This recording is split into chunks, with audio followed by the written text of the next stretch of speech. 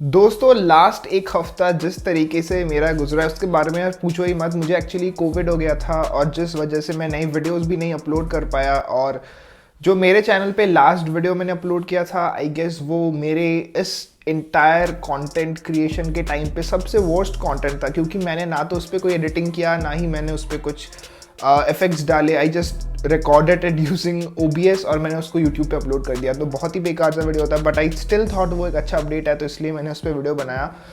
But दोस्तों basically happy new year, क्योंकि मैं वीडियो नहीं बना पाया। लास्ट एक हफ्ता मेरा ऐसे ही निकल गया between watching Netflix and lying around with fever, और पता नहीं बहुत सारे सिम्टम्स हो रहे थे।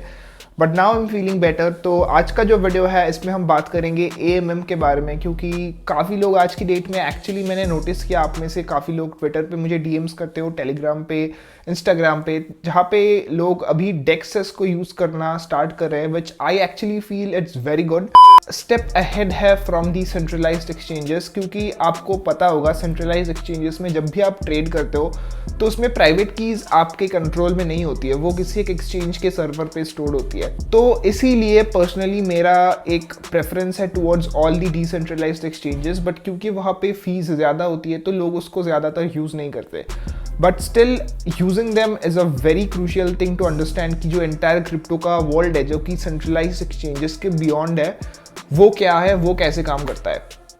तो जितने भी ये डिसेंट्रलाइज्ड एक्सचेंजेस होती है वो सारे के सारे काम करते हैं AMMs पे, यानी कि ऑटोमेटेड मार्केट मेकर प्रोटोकॉल्स में। अब दोस्तों exchanges like WazirX, CoinDCX, Binance, ये सारे जो है वो एक ऑर्डर बुक को यूज़ करते हैं। Order book in the sense कि मैंने मान लो एक सेल प्राइस डाला 100 रुपये का, आपने एक बाइंग प्राइस डाला 100 रुपीज़ का, तो वो हमारे ऑर्डर्स को मैच करता है और फिर उसके अगेंस्ट वो एक ट्रेडिंग फी चार्ज करते हैं, जो कि यूजुअली 0.1% या फिर 0.2% ऐसा होता है।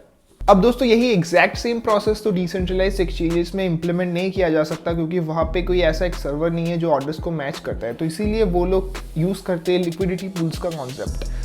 अब एक लिक्विडिटी पूल क्या है, अगर मैं उसको एक छोटे से सिंपल वर्ड में एक्सप्लेन करूँ, वो इसको आप समझ लो एक बकेट है जिसमें कि ट्रेडिंग कॉइन्स के पेयर्स को डाला जाता है by various people like you and me. तो दोस्तों ये जो AMM प्रोटोकॉल है which is very similar to the order book protocol, काम करता है थोड़े से डिफरेंट कॉन्सेप्ट पे ऑन लिक्विडिटी पूल्स। इसमें ऐसा होता है कि मान लो एक स्टोरी के थ्रू अगर मैं इसको समझाने की कोशिश करूँ, तो मान लो मैं एक फार्मर हूँ जिसके पास है 10,000 पोटैटोज। तो मैं आलू की खेती करता हूँ, राइट। मेरे पास 10,000 आलू है और मुझे पता नहीं मैं उसका क्या करूँगा, क्योंकि मेरे विलेज में भी मान लो सारे के सारे पोटैटो फार्मर्स ही है। तो मुझे चाहिए आलू के अगेंस्ट में मान लो एप्पल्स। अब मैं एप्पल्स कहाँ से उठाऊंगा, क्योंकि मेरे एरिया में तो कोई प्रेजेंट ही नहीं है।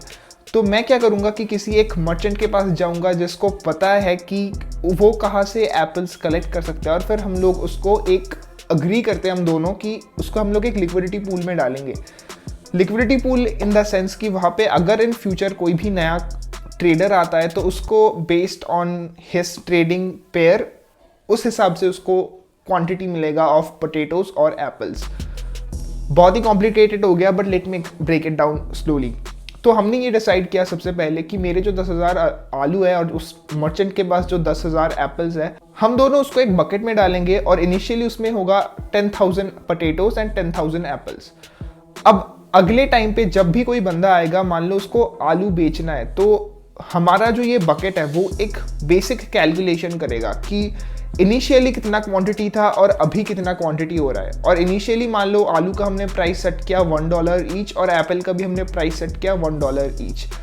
तो वहाँ पे टोटल जो वैल्यू लॉक्ड था वो था $10,000 ऑफ पोटैटोज, $10,000 ऑफ एप्पल्स, और क्वांटिटी भी थी 10,000 पोटैटोज मल्टीप्लाइड बाई 10,000 एप्पल्स। तो दोस्तों y मल्टीप्लाइड बाई k जो होता है, यानी कि number of potatoes into number of apples multiply करके हमारे पास होते हैं टोटल 100 मिलियन उनकी क्वांटिटी होती है। अब दोस्तों इस इक्वेशन में जो कि है x multiplied by y is equals to k, यहाँ पे x और y वेरिएबल रहते हैं और जो k है जो कि 100 मिलियन है वो रहेगा कॉन्स्टेंट। अब दोस्तों मान लेते हैं इन फ्यूचर कोई एक और पर्सन सी आता है जो कि ये बोलता है कि मेरे पास तो फॉर एग्जाम्पल 200 पोटैटोज है, तो मुझे x के अगेंस्ट में एप्पल्स चाहिए। अब ये जो बकेट है वो ऑटोमेटेड है, उसको हम लोग अभी मैनिपुलेट नहीं करेंगे, हमने बस इनिशियली उसमें फंडिंग कर दी है। तो ये कैसे इसको प्लेस करेगा using this exact formula of x multiplied by y is equals to k। काम ऐसे होगा कि अभी जो ये बकेट है वो उसमें अभी 10,000 पोटैटोज थे, अब क्योंकि 200 एक्स्ट्रा आ गए तो वो जो टोटल नंबर ऑफ पोटैटोज है वो बढ़ के हो गए 10,200।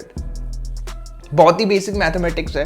अब इसके बाद ये जो 10,200 है इसको हम लोग यूज करेंगे और जो हमारा पहले का मल्टीप्लाइड प्रोडक्ट था यानी कि जो के था विच वाज 100 मिलियन, उसको हम डिवाइड करेंगे by 10,200, right? That is around 9,803।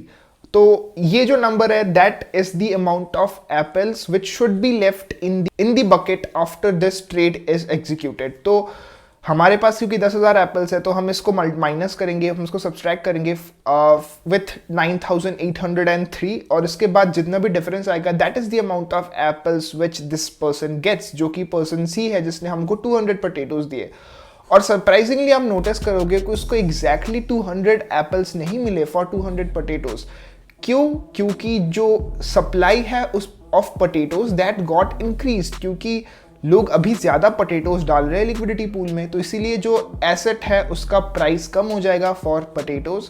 Similarly जो एसेट है एप्पल, उसका प्राइस बढ़ जाएगा आफ्टर दिस ट्रेड, क्योंकि अभी वो सप्लाई में कम हो गया है। और ऐसे ही जैसे जैसे मान लो कि इनफाइनाइट सप्लाई ऑफ पोटैटोज आती चली जाती है into the liquidity pool, for example, जो कि कभी भी नहीं होता, बहुत ही रेयर केसेस में होता है, तो जो ये एएमएम प्रोटोकॉल है वो इसी तरीके से एप्पल्स की जो प्राइसेस है उसको एक्सपोनेंशियली बढ़ाता रहेगा हर एक ट्रेडर के लिए जो कि इसके बाद आता रहेगा based on his order amount. तो कभी भी जो एप्पल्स है वो लिटरली जीरो नहीं हो सकती इन दी ऑर्डर बुक। अब दूसरे सेम एग्जांपल को अगर हम लोग रियल वर्ल्ड में अप्लाई करें तो मान लो मैं एक ट्रेडिंग पूल बनाता हूँ ऑफ ईथर एंड यूएसडीटी। तो जब भी कोई व्यक्ति आके टेदर या फिर ईथर को ट्रेड करेगा तो जो ये एएमएम प्रोटोकॉल है which is basically this formula of x times y is equals to k, वो ये कैलकुलेट करेगा कि कितना इसको इथेरियम देना चाहिए if this guy supplying USDT और इसको कितना यूएसडीटी देना चाहिए if this guy supplying Ethereum. तो ऐसे ही बेसिकली फॉर्मूला काम करता है, अनलाइक एन ऑर्डर बुक जहाँ पे लोगों को मैच किया जाता है। और ये जो लोग हैं जो कि इनिशियली लिक्विडिटी सप्लाई करते हैं, जो कि अपने फंड्स को फर्स्ट टाइम स्टिक करवाते हैं to help other people trade on that liquidity pool, उनको एक इंसेंटिव मिलता है in the form of trading fees जो कि ये प्रोटोकॉल कलेक्ट करता है after each trade is executed. इसी एग्जैक्ट सेम टॉपिक के ऊपर हमने एक आर्टिकल भी लिखा है हमारे वेबसाइट पे, उसको डेफिनेटली एक बार जाके पढ़ लो तो आपको ये जो कॉन्सेप्ट है वो और भी क्लियर हो जाएगा, क्योंकि हमने वहाँ पे यही एग्जैक्ट सेम इलस्ट्रेशन यूज किया है ऑफ पोटैटोज एंड एप्पल्स। और अगर वीडियो हेल्पफुल लगा तो डेफिनेटली चैनल को सब्सक्राइब करो। क्रिप्टो से रिलेटेड और वीडियोस देखना है तो सब्सक्राइब करके ट्विटर पे फॉलो कर लो, इंस्टाग्राम पे फॉलो कर लो। सारे के सारे इंडस्ट्री के जो भी न्यूज अपडेट्स है वो आपको मिल जाएंगे हमारे सोशल मीडिया हैंडल्स पे। अगले वीडियो मिलते हैं, तब तक के लिए bye. Thank you for watching, see you guys in the next one.